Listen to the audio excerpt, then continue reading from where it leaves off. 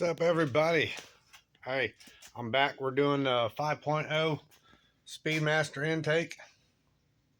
This is going on my 2014 F-150, and I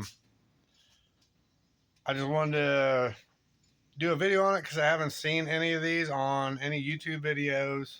Everything's the Boss 5.0 intake or other factory intakes. So sorry if this is crappy footage. Still using a camera phone, but anyway.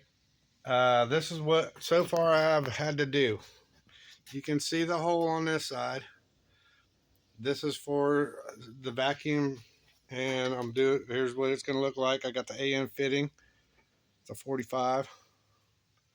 That is going to be going into the valve cover on the passenger side. This one here on this side, that will be going into, I think, the brake booster.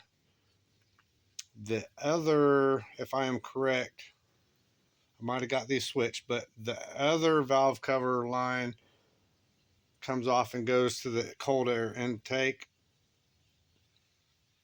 I think. So, and as far as the on the throttle body, or right before the throttle body, or right after the throttle body, I mean, you also have the cam, or not cam, the canister valve, I think is what it's called, something like that. Well, or the purge, I think. It's down here. You got to relocate it, and there's, I don't know if you can see it, but there's a hole in the plate there where it can come out through, and you got more than enough room to run a line out this. I wanted to get a elbow going out the back, but I've been having a hard time. I'm out here in the middle of nowhere in a barn building cars, so I don't have a whole lot of resources out here, I guess you could say. The mailman is not too reliable, I'll put it that way. So getting stuff sometimes is a pain. But I'll probably end up switching that anyways to an elbow eventually. That's just all I have, and it's the right size. But those are all 8AN on the sides here. It's an 8N, 8AN here, and there's the 8AN here too. It might look kind of big, but it's actually 8. And another thing I did have to do with this intake, like I said, I think these intakes are obviously made for boosted applications, racing or something, because on the back it does have, I wouldn't say that's a blow off valve, but it's just, I can't remember the terminology, but it's kind of along those lines. It stops any boosted hiccups from destroying your intake. So if you're running a supercharger or a procharger or something like that, or turbo, where you're feeding a lot of boost into these things, if you get too much, you ain't got to worry about blowing your intake welds. This will save your intake. And what was another thing I wanted to tell you guys? Oh, yes, I had to drill. You have your main bolts here. 1, 2, and then 3 on the back. Those all line up. These ones on the inside that hold the fuel rails, they did not want to line up in there. So I don't know if you can see it, but I did have to file those out, and I'm making have a washer that'll fill in that gap right there.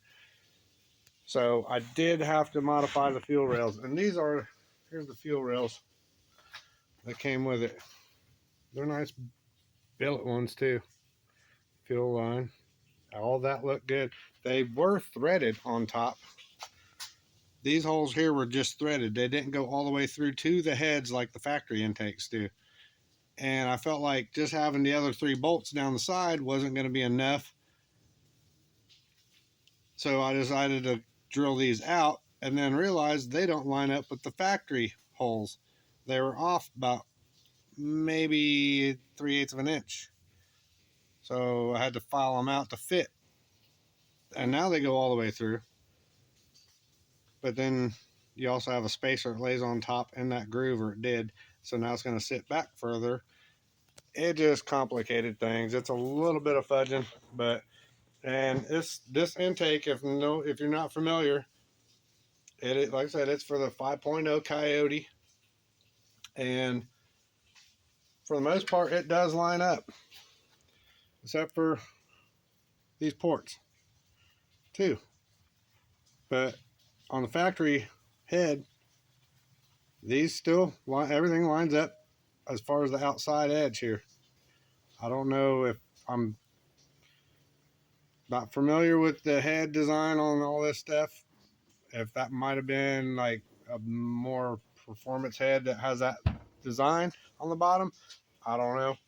Like I said, I'm still kind of new to this. I haven't done a whole lot of work on different cylinder heads and stuff. But anyways, it'll still fit injectors, no problem. So I